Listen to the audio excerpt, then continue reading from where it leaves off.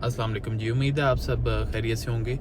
हमारे चैनल पे एक मैंने वीडियो बनाई थी जिसमें मैंने जिक्र किया था जो नई सिग्नेचर रेजिडेंसी रीट आ रही है उसके हवाले से, और उसको कैसे सब्सक्राइब करना और क्या उसका पोटेंशियल फ्यूचर हो सकता है। तो हमारे चैनल पे एक सब्सक्राइबर हैं हमारे, उन्होंने कमेंट किया था कि जो इमेज रेजिडेंसी रीट है वो 10 की प्राइस पे ऑफ़र हुआ था, फिर अब वो 10 से नीचे ट्रेड कर रहा है। तो what do you think about that. तो सिलसिला ये है कि मैं अभी इधर स्क्रीनशॉट लगा दूंगा इमेज रेजिडेंसी रीट का भी।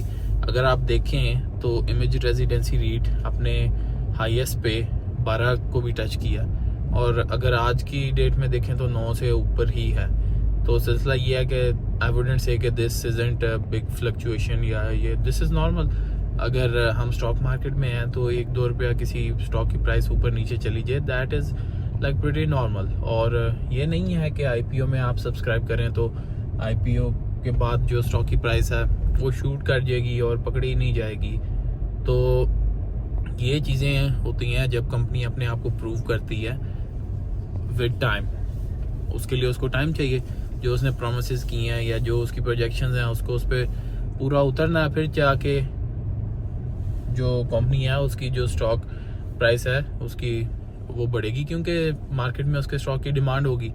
और अब अगर कंपैरिजन कर लें जो डॉलमन सिटी रीट है लेट्स से, तो डॉलमन सिटी रीट आप देखें उसको that is from Arif Habib limited, ठीक है। तो इसी तरह जो सिग्नेचर रेजिडेंसी रीट है वो भी है आरिफ हबीब लिमिटेड की। तो अब कंपैरिजन किया जाए इमेज रीट के साथ, मैं ये नहीं कहूँगा कौन सा अच्छा कौन सा बुरा है स्टॉक, लेकिन सिलसिला ये है कि डॉलमन सिटी रीट का आपके सामने है रिटर्न।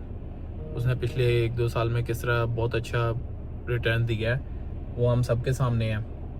और एक बंदा कहता कि डिफेंसिव स्टॉक की कैटेगरी में ये स्टॉक था, डिविडेंड देता था, प्राइस भी बहुत ज़्यादा फ्लक्चुएट नहीं करती थी, लेकिन अब बहुत एग्रेसिवली इसने ग्रोथ भी दिखाई है। तो that is very good for short term investors, long term investors.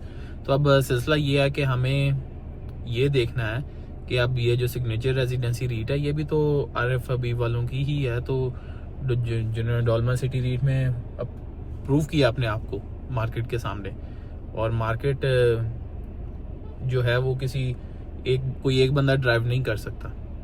Market is the collective wisdom of all the investors in it.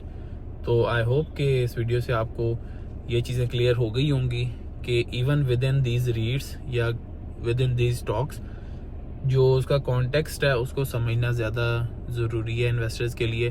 अगर किसी एक स्टॉक ने पहले बहुत अच्छा परफॉर्म किया और उसके पीछे जो होल्डिंग कंपनी है उसकी, in this case Arif Habib limited, तो सिलसिला ये है कि अगर वो एक और प्रोजेक्ट कर रहे हैं तो there is likely a chance के, I would say more than a chance के they would strike big in that as well. तो ये चीज़ ध्यान में रखिएगा स्टॉक्स में इन्वेस्ट करते हुए। Thank you so much, stay blessed.